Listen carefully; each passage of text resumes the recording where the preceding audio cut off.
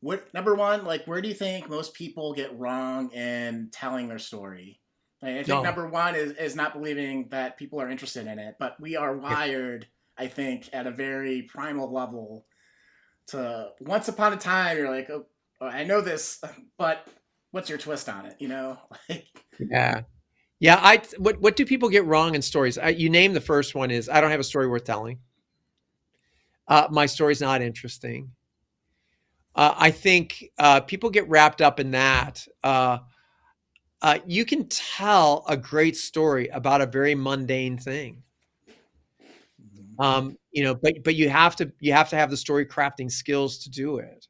So I think where people get wrong is that I don't have a story worth telling. Everything in my life is mundane.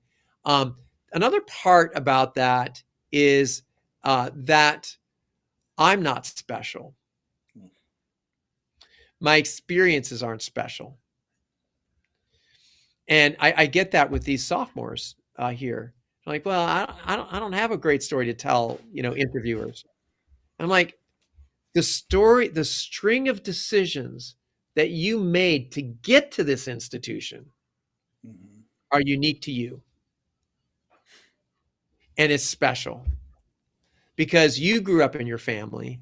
You grew up with your parents either pushing you towards this or pushing you to something else. Those are all amazing stories, and it's your superpower that's coming through.